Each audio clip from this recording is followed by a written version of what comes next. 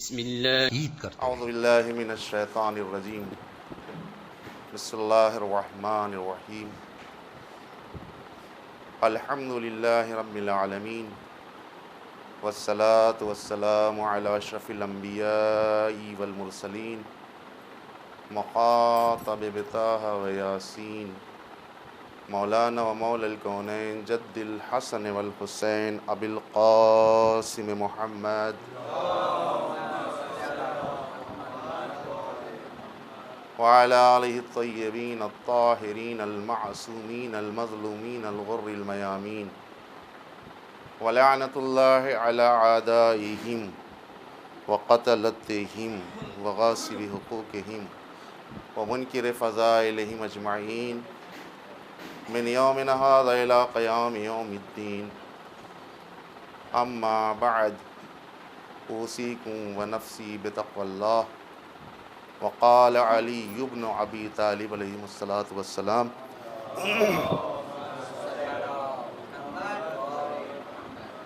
الغنا فی الغربۃ وطن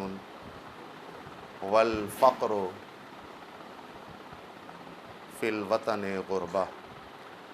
صلوات پڑھ دیجیے محمد وعلی.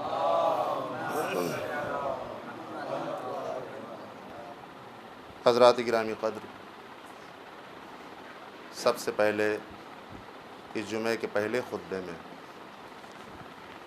میں اپنے نفس کو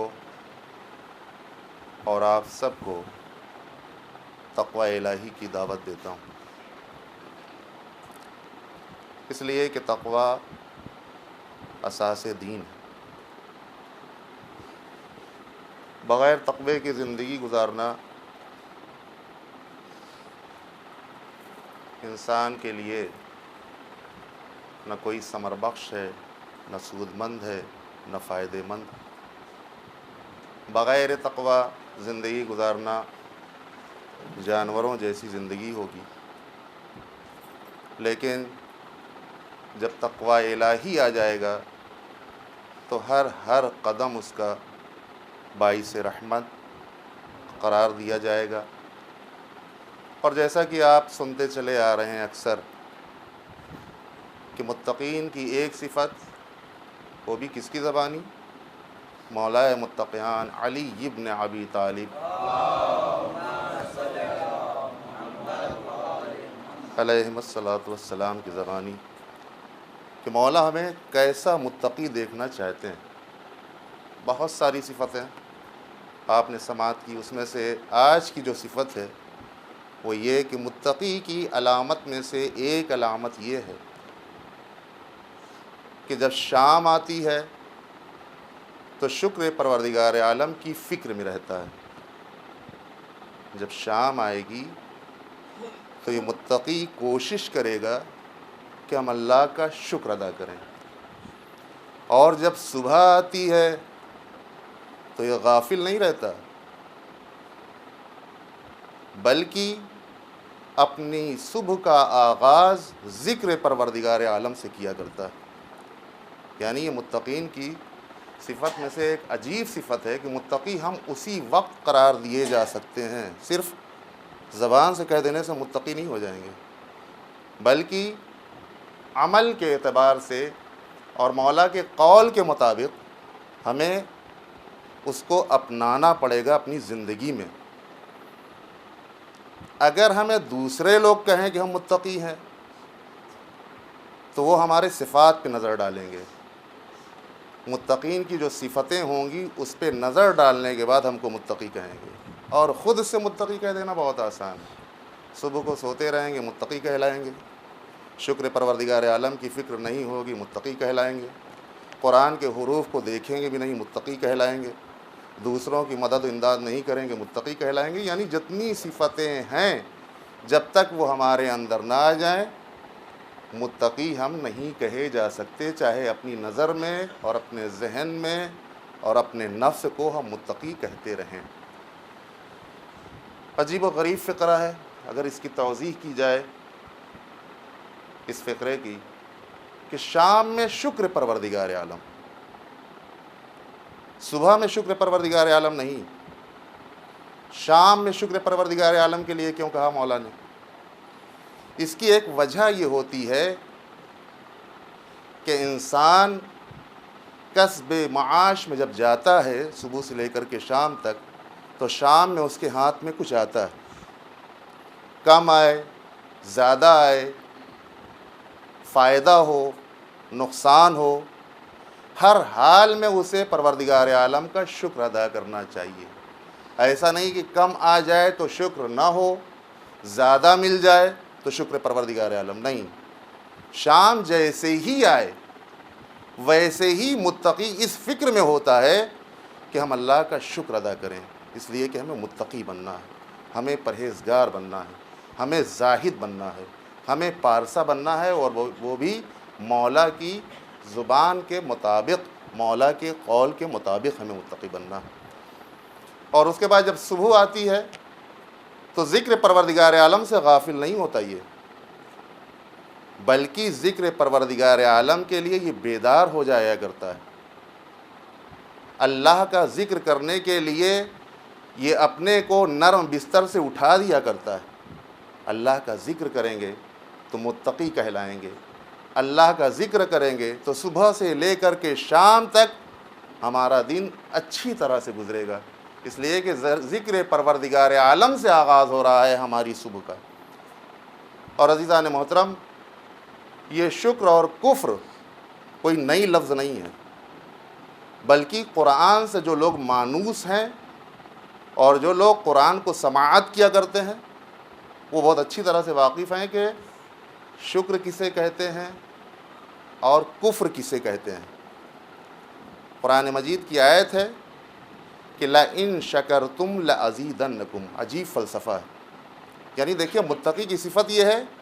کہ شکر پروردگار عالم شام کو کیا کرتا ہے، اور قرآن کی آیت کیا ہے؟ لَإِن شَكَرْتُمْ لَأَزِيدَنَّكُمْ، اگر تم شکر اختیار کرو گے تو ہم تمہاری نعمت میں اضافہ کریں گے۔ یہ ہے شکر کا فلسفہ کہ شکر کرنے والے کی نعمت میں اضافہ ہوتا رہتا ہے پروردگار عالم کی جانب سے۔ وَلَئِن كَفَرْتُمْ فَإِنَّ عَذَابِي لَشَدِيدٌ، اور دیکھو اگر تم نے کفر اختیار کیا تو یاد رکھو کہ ہمارا عذاب بہت سخت ہے۔ یہ عجیب فقرہ ہے قرآن کا۔ پروردگار عالم نے یہ نہیں کہا کہ اگر تم نے کفر کیا تو ہم نعمت کو لے لیں گے، سلب کر لیں گے، چھین لیں گے، بلکہ آیت میں یہ اعلان ہو رہا ہے کہ اگر تم نے کفر کیا، کفر اختیار کیا تو ہمارا عذاب بہت سخت ہے۔ اس کو اپنے ذہن میں رکھنا، کفران نعمت نہ کرنا بلکہ شکران نعمت کرنا۔ شکران نعمت اگر کرو گے تو نعمت میں اضافہ ہوتا رہے گا، کفران نعمت کرو گے تو نعمت ہم تم سے لیں گے نہیں، چھینیں گے نہیں، اس لیے کہ ہم رحمان ہیں، رحیم ہیں، کریم ہیں، تمہاری نعمت کو ہم نہیں لیں گے، لیکن یاد رکھنا کہ اس کے عوض میں اور اس کے بدلے میں ہمارا بہت سخت عذاب ہے۔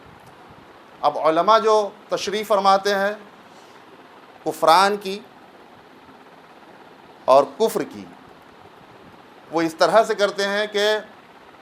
کفر کے معنی ہیں خدا کا انکار کرنا۔ کافر، ہمارے بچے جو اردو سے واقف ہیں وہ جانتے ہوں گے کافر کے ترجمہ اور کافر کا معنی یہی ان کو کرایا جاتا ہے کہ انکار کرنے والا، خدا کا انکار کرنے والا۔ لیکن جو لغات کشوری میں کفر کے معنی ہے، اس کے معنی ہے حق بات کو چھپانا۔ کفر کہتے ہیں حق بات کو چھپانے کو۔ تو اس کا مطلب یہ ہے کہ پروردگار عالم یہ آواز دینا چاہتا ہے کہ ہم جو تمہیں نعمت دیں اس پہ شکر کرو، جو نعمت دیں اس کو چھپاؤ نہیں۔ اگر چھپاؤ گے نعمت کو تو پھر ہمارا عذاب بہت سخت ہوگا۔ ہم جو نعمت دیں اس پہ شکر کرنا چاہیے، اس کو عام کرنا چاہیے، اور جب عام کرو گے تو شکر خداوندی خود بخود شامل حال ہو جائے گی۔ لیکن اگر اس کو چھپانے کی کوشش کی تو پھر یاد رکھنا کہ ہمارا عذاب سخت ہے۔ تو عزیزان محترم، آپ جانتے ہیں کہ شکر خاص جگہوں پہ کیا جاتا ہے۔ جب کوئی نعمت انسان کو مل جائے، جب انسان مریض ہوتا ہے اور اس کو شفا مل جایا کرتی ہے تو وہ شکر کیا کرتا ہے. جب انسان کو مال اور دولت مل جایا کرتا ہے تو انسان شکر خداوندی کیا کرتا ہے. لیکن ذکر خداوندی کے لیے ضروری نہیں ہے کہ انسان کو نعمت ملے، بلکہ ذکر خداوندی ہر حال میں ہونا چاہیے. چاہے وہ مفلسی کی زندگی گزار رہا ہو تب بھی اللہ کی حمد و ثنا کرنا چاہیے، چاہے وہ مالدار اور دولت مند ہو کر کے زندگی گزارے اس کو بھی اللہ کی حمد و ثنا کرنا چاہیے. یعنی حمد خداوندی ہر حال میں ہے. شفا کی حالت میں بھی حمد خداوندی ہے، بیماری کی حالت میں بھی شفا اللہ کی حمد و ثنا ہے.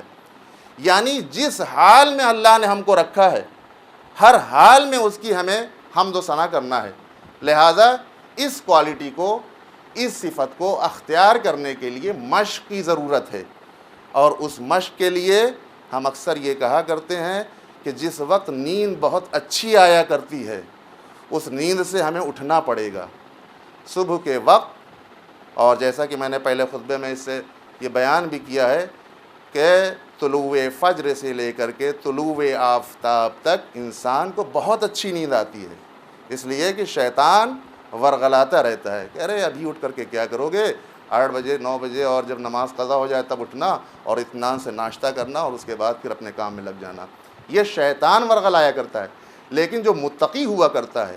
جو مومن ہوا کرتا ہے، جو پارسا ہوا کرتا ہے، جو زاہد ہوا کرتا ہے، یہ اچھی نیند سے اٹھ کر کے ذکر خداوندی میں مصروف ہو جایا کرتا ہے. اس لیے کہ اسے معلوم ہے کہ ہمیں جہاں جانا ہے وہاں اس سرمایہ کو لے کر کے جانا ہوگا اور وہیں یہ سب ساری چیزیں کام آنے والی چیزیں ہیں. لہٰذا عزیزان محترم، مولا کی نظر میں اگر ہمیں متقی بننا ہے، مولا کی نظر میں اگر ہمیں زاہد بننا ہے، پارسا بننا ہے، ایک پرہیزگار انسان بننا ہے تو شام جب آئے تو شکر خداوندی کی فکر میں ہونا چاہیے. صبح جب ہو جائے تو ہمیں ذکر الہی میں مصروف ہو جانا چاہیے تاکہ مولا کے قول کے مطابق ہم متقی بن سکیں. اب آئیے امام کی اس قول کو آپ حضرات کی خدمت میں بیان کریں کہ جس کو ذکر کیا ہے کہ الغنا، مالداری، دولت مندی، فی الغربت وطن. عجیب فقرہ ہے مولا کا. مالداری، دولت مندی، سرمایہ داری، فی الغربت، غربت کہتے ہیں مسافرت کو، عالم مسافرت میں، سفر کی حالت میں. یعنی جب انسان سفر میں ہوتا ہے اس وقت یہ مالداری، دولت مندی، سرمایہ داری کیا ہے اس کے نزدیک؟ وطن کی شکل رکھتی ہے. وطن میں انسان کو کسی طرح کی کوئی پریشانی نہیں ہوتی، کوئی دقت نہیں ہوتی، وہ اپنی زندگی صحیح طریقے سے گزار سکتا ہے. اور اسی بات کی طرف مولا نے اشارہ فرمایا ہے کہ ایک مالدار انسان جب سفر میں ہوتا ہے تو وہ سفر بھی اس کے نزدیک وطن کی حیثیت رکھتا ہے. جس طریقے سے وہ وطن میں گزارتا ہے زندگی اسی طریقے سے وہ عالم مسافرت میں اور سفر میں بھی اپنی زندگی خیر و خوبی کے ساتھ گزار سکتا ہے. یہ مولا کے ایک فقرے کا ترجمہ ہے کہ انسان اگر مالدار ہے، سرمایہ دار ہے، دولت مند ہے اور وہ وطن میں ہے تو ظاہر سی بات ہے وطن میں بھی دولت ہے اس کے پاس. لیکن اگر وطن میں وہ نہیں بھی ہے، عالم مسافرت میں ہے، سفر کے عالم میں ہے، تب بھی وہ وطن کا درجہ رکھتی ہے. والفقر یا والفقیر، اور فقیر جو نادار انسان ہے، محتاج انسان ہے، فی الوطن غربتن، وہ وطن میں بھی غریب الوطن کی حیثیت رکھتا ہے. ایک نادار انسان ہے، ایک محتاج انسان ہے، ایک ضعیف و ناتواں انسان ہے مالی اعتبار سے. مولا یہ فرما رہے ہیں کہ یہ انسان جو فقیر ہے، محتاج ہے، مال نہیں رکھتا ہے، یہ اپنے وطن میں بھی غریب الوطن ہے، اپنے وطن میں بھی مسافرت کی حیثیت یہ رکھتا ہے. لہٰذا اس بات کی طرف ہمیں مولا یہ متوجہ فرما رہے ہیں کہ اگر انسان غریب ہے، محتاج ہے، تو اسے اس بات کا لحاظ کرنا چاہیے کہ اگر یہ غربت ہے تو اس دنیا ہی میں غربت رہے، یہ فقیری ہے تو دنیا ہی میں فقیری رہے، اس لیے کہ یہاں کی فقیری برداشت کر سکتا ہے، لیکن جہاں اصل مقصد کی طرف ہمیں جانا ہے، جہاں ہر انسان کو کوچ کرنا ہے، اس مقصد کو اگر انسان اپنے ذہن میں رکھے تو اس کی زندگی صحیح طریقے سے غربت کے عالم میں بھی، فقیری کے عالم میں بھی، محتاجی کے عالم میں بھی یہاں صحیح طریقے سے گزار سکتا ہے، لیکن وہاں کے لیے زبردست سرمایہ اکٹھا کر سکتا ہے۔ ہو سکتا ہے کہ ایک مالدار یہاں بہترین زندگی گزار کر کے سرمایہ سفر اور زاد راہ کو وہاں کے لیے اکٹھا نہ کر پائے، لیکن ایک غریب انسان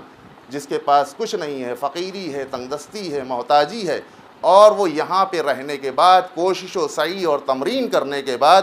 وہاں کے لیے زاد راہ اکٹھا کر لے، ہو سکتا ہے کہ یہ فقیر وہاں مالدار بن جائے اور یہ مالدار ہو سکتا ہے کہ وہاں فقیر بن جائے۔ اسی بات کی طرف متوجہ کیا ہے کہ دیکھو جب تمہاری زندگی میں اتنی پریشانی ہے، دنیاوی زندگی میں اتنی پریشانی ہے، تو پھر وہاں کے لیے تمہیں کتنا سرمایہ اکٹھا کرنا چاہیے، کتنا زاد راہ اکٹھا کرنا چاہیے، وہ خود انسان کو سمجھنا چاہیے، اس لیے کہ وہاں نہ اولاد کام دینے والی ہے اور نہ ہی یہ مال و دولت کام دینے والا ہے۔ کسی جگہ پر میں نے ایک جگہ پر یہ پڑھا تھا کہ مرسل اعظم کی خدمت میں ایک شخص نے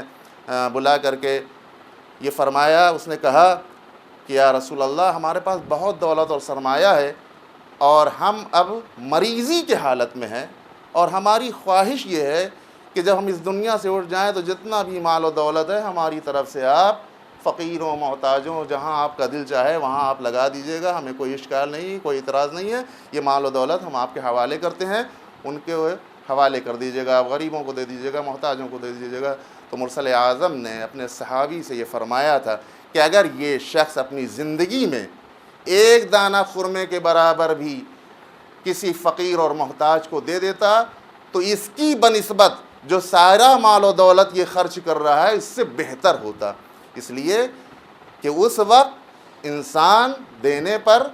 زیادہ قادر ہوتا ہے اور اگر دے تو اس میں ثواب زیادہ ہے، لیکن جس وقت مجبور ہو جایا کرتا ہے، جس وقت مریض ہو جایا کرتا ہے، اس وقت اگر کسی دوسرے کو ولی بنا کر کے دینے کی خواہش کا اظہار کرے تو اس کا مطلب یہ ہے کہ یہ دینے پر قادر تو تھا لیکن اس کا دل نہیں چاہ رہا تھا، لہٰذا اب چونکہ یہ سوچ رہا ہے کہ ہماری زندگی کا خاتمہ ہے، لہٰذا اب یہ مال و دولت کیا ہوگا اور یہ غریبوں میں تقسیم ہو جائے، فقیروں میں تقسیم ہو جائے، تو اس سے وہ فائدہ نہیں پہنچ سکتا جو زندگی میں فائدہ پہنچ سکتا ہے۔ لہٰذا عزیزان گرامی، عرض کرنے کا مقصد یہ ہے کہ مولا کے قول کے مطابق اپنی زندگی کو گزارنا چاہیے تاکہ ہماری دنیا بھی سنور سکے اور آخرت بھی سنور سکے، اور مولا یہی چاہتے ہیں کہ ایک مومن، ایک متقی دنیا و آخرت دونوں کو ساتھ میں لے کر کے چلے، ایسا نہ ہو کہ صرف دنیا کی طرف مائل ہو جائے اور آخرت اس سے چھوٹ جائے۔ لہٰذا مولا کے قول کی روشنی میں ہم سب کا فریضہ ہے کہ جس طریقے سے مولا نے چاہا ہے ایک متقی کی صفت کو، اسی طریقے سے اس صفت کو اپنے اندر پیدا کر کے، اور میں نے پہلے ہی عرض کیا کہ اس صفت کا اختیار کرنا بڑا مشکل مرحلہ ہے، کوئی آسان کام نہیں ہے، بلکہ اس کے لیے ہمیں زحمت کرنی پڑے گی، دشواریاں اکٹھا کرنی پڑے گی، تب جا کر کے ہم ان ساری صفتوں کو اپنے اندر جمع کر سکتے ہیں اور مولا کے قول کے مطابق صحیح متقی قرار پا سکتے ہیں کہ جس کے بعد ہماری دنیا و آخرت انشاءاللہ دونوں سنور جائے گی۔ اعوذ باللہ من الشیطان الرجیم، بسم اللہ الرحمن الرحیم، انا اعطیناک الکوثر فصل لربک وانحر ان شانئک هو الابتر۔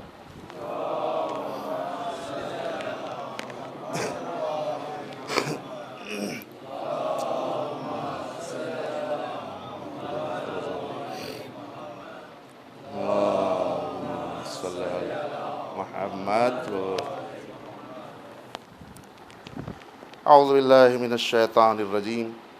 بسم اللہ الرحمن الرحیم، الحمد للہ الذی لا یبلغ مدحتہ القائلون ولا یحصی نعماہ العدون ولا یودی حقہ المجتہدون۔ اللہم صل علی صاحب دعوت النبویہ،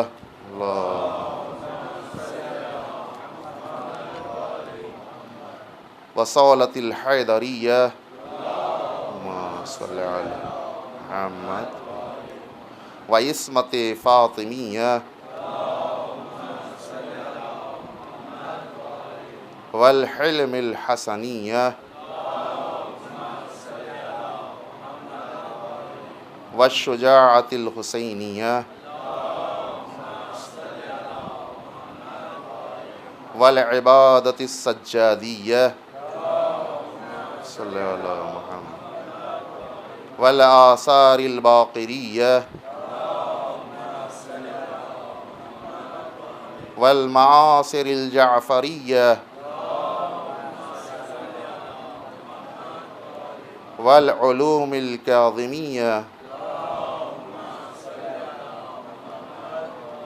والرضاء الرضویہ محمد وآل محمد والجود التقویہ والنقابۃ النقویہ والہیبۃ العسکریہ والغیبۃ الالہیہ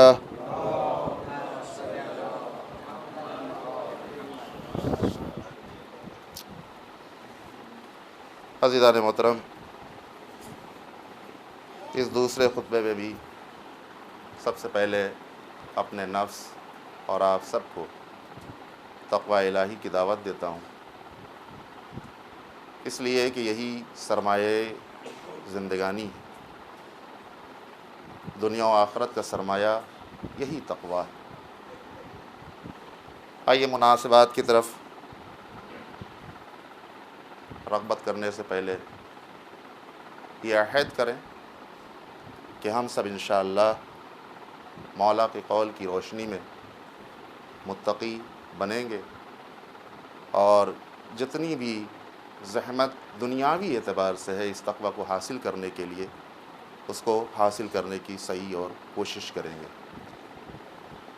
مناسبات میں جو سب سے پہلی مناسبت ہے وہ سرکار وفا حضرت ابو الفضل العباس علیہ السلام کی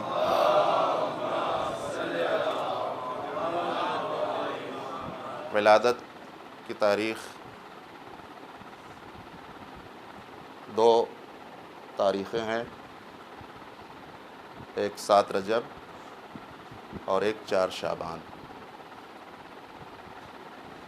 اور دونوں تاریخوں میں ہمارا فریضہ یہ ہے کہ ایسی بہترین شخصیت کا تذکرہ ہم کریں کہ جن کو جو لقب ملا وہ وفا اور سقائے سکینہ۔ آپ جانتے ہیں چونکہ اکثر حضرات مجلسی ہیں، وہ یہ سماعت کیا کرتے ہیں کہ سرکار وفا کی والدہ ماجدہ فاطمہ بنت کلابیہ بنت حزام، یعنی آپ کے والد جناب فاطمہ کے والد کا نام حزام تھا، اور یہ بھی آپ کو معلوم ہے کہ جو آپ کی آمد ہے اس کائنات میں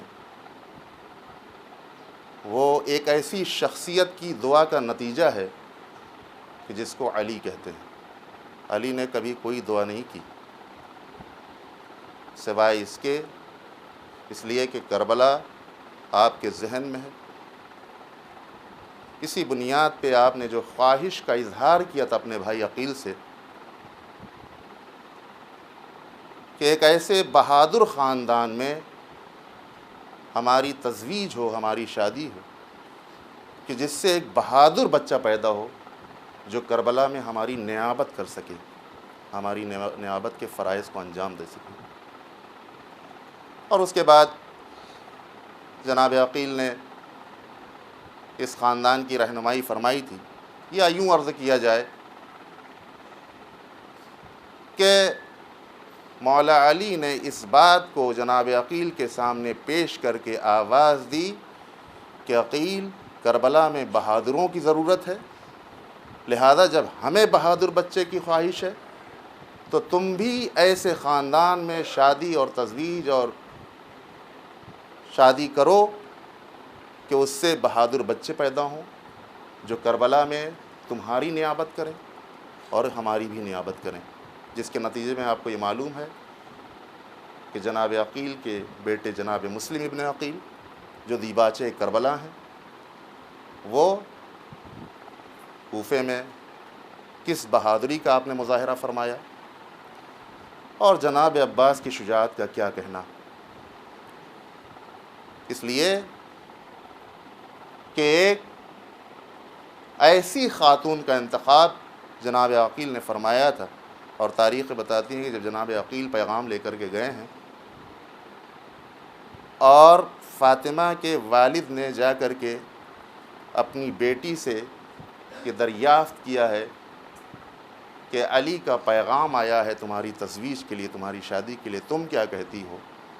تو تاریخ یہ بتاتی ہے کہ آپ خاموش تھیں، اور السکوت کالاقرار کے بدلے میں آپ نے یہ سمجھ لیا کہ چونکہ فاطمہ خاموش ہیں لہٰذا آپ راضی ہیں، اور اس کو مد نظر رکھتے ہوئے آپ کی تزویج علی سے ہوئی۔ اب ذرا ان کی سیرت کو دیکھیے کہ آپ کی والدہ کی سیرت کیسی تھی۔ تاریخ یہ بتاتی ہے کہ جب شادی کر کے رخصتی ہوئی ہے اور اس کے بعد جب فاطمہ کے بیت الشرف میں داخل ہونا چاہتی ہیں بیوی، تو چوکھٹ کا بوسہ لیتی ہیں اور بقیع کی طرف رک کر کے آواز دیتی ہیں کہ بی بی ہم آپ کے بچوں کی کنیز بن کر کے آئے ہیں۔ اس سے آپ اندازہ لگائیے کہ آپ کی سیرت کا کیا عالم تھا، اور گھر میں داخل ہوتے وقت بچوں کو بوسہ لینا، بچوں کی صحیح طریقے سے دیکھ بھال کرنا۔ اور اس کے بعد مورخین یہ بتاتے ہیں کہ اس دعا کے نتیجے میں جناب عباس کی جب ولادت ہوئی ہے اور جناب عباس جب متولد ہو گئے، تو تاریخ نے اس بات کو لکھا کہ مولا حسین گھر میں داخل ہوئے۔ آپ اس سیرت کو بھی جانتے ہیں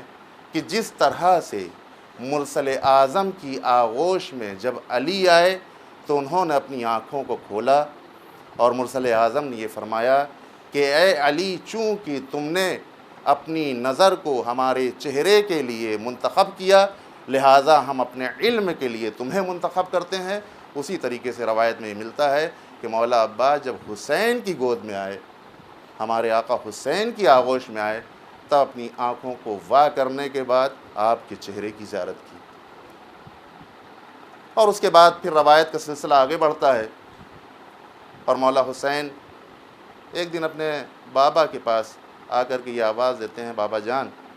جب بھی میں اپنے چھوٹے بھائی کو اپنے آغوش میں لیتا ہوں تو پتہ نہیں کیا بات ہے، خود بخود ہماری آنکھیں آنسوؤں سے بھر جایا کرتی ہیں۔ اس کی وجہ کیا ہے؟ فرط محبت میں ہماری آنکھیں آنسوؤں سے تر ہو جایا کرتی ہیں، بھر جایا کرتی ہیں۔ تو مولا نے فرمایا تھا کہ بیٹا حسین، چونکہ یہ ایک دن تیری نصرت میں اپنے ہاتھوں کو کٹا کر کے اپنے سر اقدس پر گرز آہنی کھا کر کے اپنی جان کو تمہارے اوپر نچھاور کر دے گا،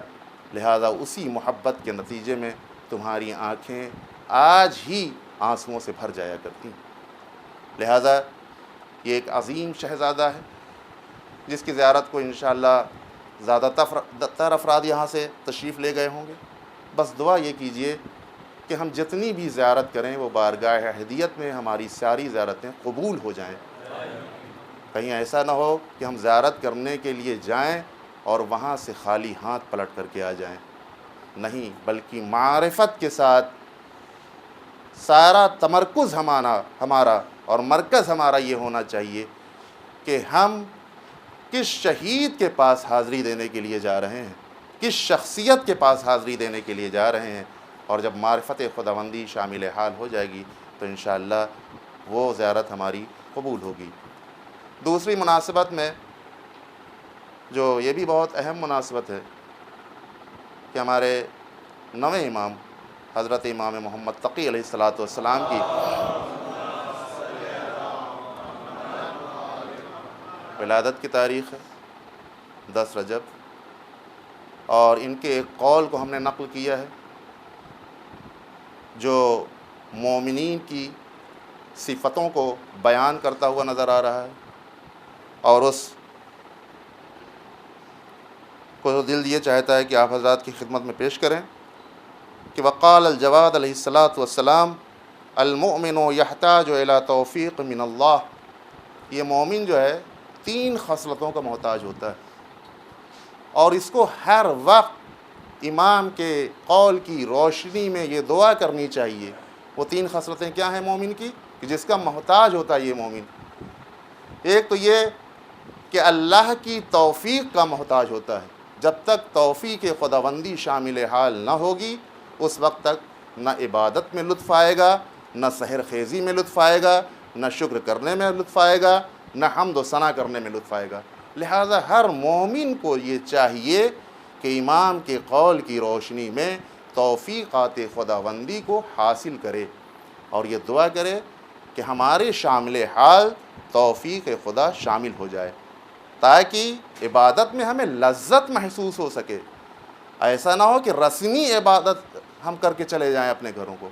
نہیں، بلکہ جب عبادت کریں تو اس میں لطف آئے، اس میں مزہ آئے، اس میں ایک کیف طاری ہو ہمارے اوپر کہ ہاں جب ہم عبادت کر رہے ہیں، اور ظاہر سی بات ہے جب لذت اور کیف اور جب ذائقہ بہترین ہو جایا کرتا ہے عبادت کا، تو پھر یہ انسان اس کو بچانے کی صحیح اور کوشش کیا کرتا ہے۔ جب ایک کیف طاری ہو جایا کرتی ہے تو یہ انسان مومن ہو جایا کرتا ہے، یہ انسان با ایمان ہو جایا کرتا ہے، اور با ایمان انسان کبھی بھی دوسرے انسان کے مفاسد کو نظر میں نہیں رکھتا، بلکہ فائدے کو نظر میں رکھتا ہے۔ لہذا امام کی روشنی میں المؤمن یحتاج الی توفیق من اللہ وواعظ من نفسہ، عجیب جملہ ہے، وواعظ من نفسہ، کسی واعظ کی ضرورت نہ ہونی چاہیے کہ جب کوئی واعظ کرے، نصیحت کرے، پند کرے تب ہم اس کی طرف متوجہ ہوں، بلکہ ہمارا دل، ہمارا نفس خود واعظ بن جائے۔ ہم اگر نماز نہ پڑھیں تو ہم کو کسی اور کی نصیحت کی ضرورت نہ ہو، ہمارا نفس اندر سے بذات خود ملامت کرے کہ کیسے انسان ہو تم، اللہ نے کس غرض کے لیے خلق کیا ہے تمہیں؟ یعنی یہ نفس خود اپنے نفس کو واعظ کی حیثیت دے دے، اور واعظ و نصیحت کر کے یہ انسان خود کو سدھار لے۔ جب تک انسان کے اندر واعظ و نصیحت نہیں پیدا ہوگی اس وقت تک انسان اس کی طرف متوجہ نہیں ہو سکتا۔ لہذا امام یہ فرماتے ہیں کہ 3 خصلتوں کا ہونا ضروری ہے۔ سب سے پہلی خصلت یہ ہے کہ انسان دعا کرے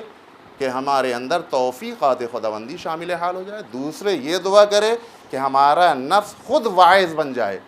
ہمارا نفس خود واعظ و نصیحت کرے کہ ہم کیا کر رہے ہیں اور ہمیں کیا کرنا چاہیے۔ تیسری خصلت کیا ہونی چاہیے؟ وقبول ممن ینصحہ، اور جو شخص نصیحت کرے اس نصیحت کو قبول کر لینے کا عادی بن جائے یہ انسان، اس خصلت کو اپنے اندر پیدا کر لے۔ ایسا نہ ہو کہ بحث کرنے لگے۔ مثلا اگر کوئی دوست اپنے دوست سے کہے کہ نماز صبح تم کیوں نہیں پڑھتے ہو، تو اس سے لڑنے نہ لگے، جھگڑنے نہ لگے، یا یہ نہ کہنے لگے تمہارا کیا مطلب ہے، ہم عمل جو کریں گے وہ اپنے کے لیے کریں گے، تم سے کیا مطلب؟ نہیں، بلکہ جو وہ نصیحت کر رہا ہے کہ ایسا آپ کو کرنا چاہیے، دوست کے ناطے ہم تم کو اس طرف دعوت دے رہے ہیں، تو اس دعوت کو قبول کرنے کا مادہ ہونا چاہیے انسان کے اندر۔ یہ بہت سخت منزل ہے۔ انسان ہر واعظ و نصیحت کو اگر انسان کے پاس کیا جاتا ہے تو انسان اکڑنے لگتا ہے، یہ انسان اس سے اپنے رابطے کو توڑنے کی کوشش کرنے لگتا ہے، یا یوں کہا جائے کہ انسان اپنا رخ موڑ لیا کرتا ہے، رخ پھیر لیا کرتا ہے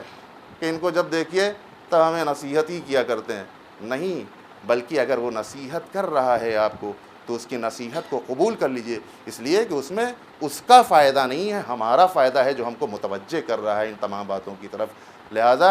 امام کی اس سیرت کو اور اس قول کو اپنے اندر ایک مومن کو اکٹھا کرنا چاہیے، جمع کرنا چاہیے، تاکہ یہ انسان صحیح طریقے سے اس دنیا میں زندگی گزار کے ایک مومن کی شکل میں اس دنیا سے رخصت ہو کر کے جائے۔ لہٰذا آپ کی بہت باعظمت شخصیت ہے، اور آپ جانتے ہیں ان واقعات کی طرف اشارہ کرنا مقصود نہیں ہے، آپ سنا کرتے ہیں خطیبوں کی زبانی کہ جو واقعات آپ کے علم سے متعلق، آپ کی شجاعت سے متعلق، آپ کی سیاست سے متعلق ہے تاریخوں میں، ان سے آپ اچھی طریقے سے واقف ہیں۔ بس یہ کہ ان تواریخ میں اور ان تاریخوں میں کم سے کم اپنے نوجوانوں کو متوجہ کر دیں کہ ان کی سیرت کا ایک خاکہ ہمارے ذہن میں ہونا چاہیے، تاکہ اگر ہم سے کوئی ان کی سیرت کے متعلق دریافت کر لے تو ان کو بخوبی اور احسن بتایا جا سکے۔ اور جو تیسری مناسبت ہے اس سے تو بچے بچے واقف ہیں۔ 13 رجب ایک ایسی تاریخ ہے کہ جس کو شیعہ کا بچہ بچہ، بلکہ مذاہب اسلام میں کوئی ایسا نہیں ہے کہ جو اس تاریخ سے روشناس نہ ہو۔ ہمارے پہلے امام کی ولادت کی تاریخ ہے 13 رجب المرجب سن 30 عام الفیل، اور وہ بھی کس جگہ، کس مقام پر کہ انسانوں میں سے کسی انسان کو، چاہے وہ اولین میں سے ہو یا آخرین میں سے ہوں، نہ کسی کو یہ مرتبہ حاصل ہوا ہے نہ ہوگا، خانہ کعبہ میں ولادت۔ سب سے اہم بات، چاہے وہ اولین میں سے ہوں یا آخرین میں سے ہوں،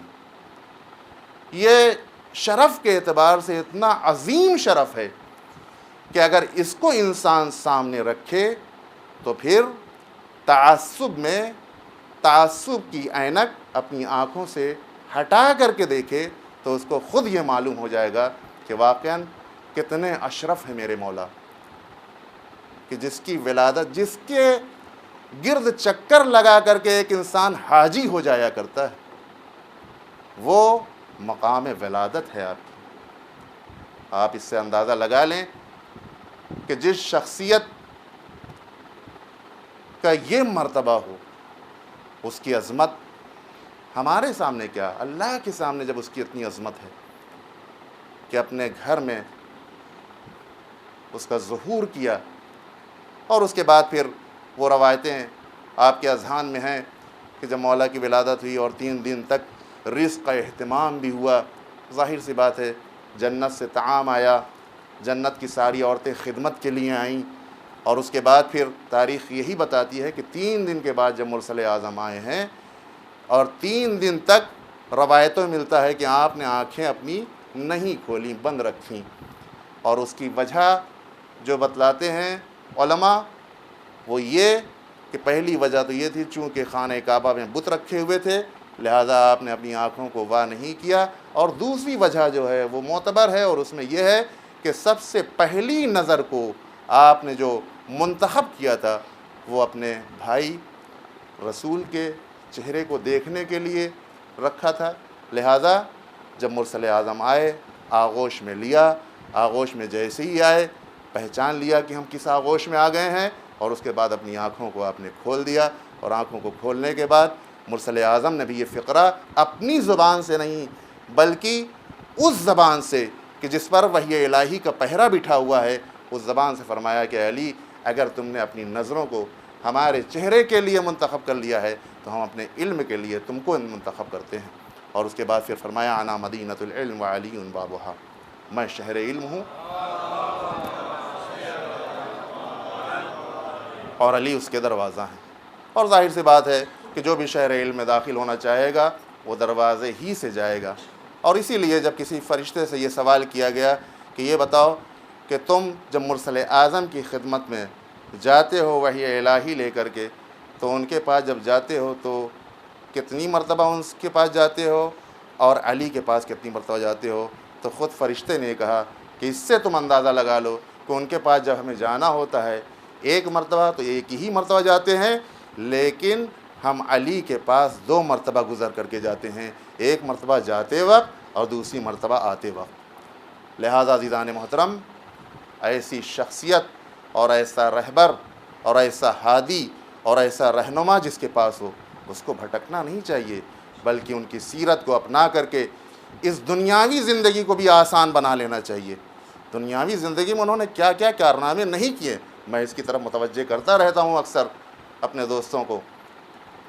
کہ اگر آپ کی سیرت کو اپنا لیا جائے تو پھر یہ دنیا میں سانس لینا، زندگی گزارنا بہت آسان ہو جائے گا، خصوصی طور پر ان افراد کے لیے کہ جو تنگ دستی سے گزر رہے ہیں،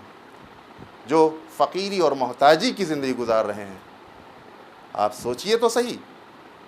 کہ میرے مولا کے پاس کیا نہیں تھا، کتنے اختیارات تھے آپ کے پاس،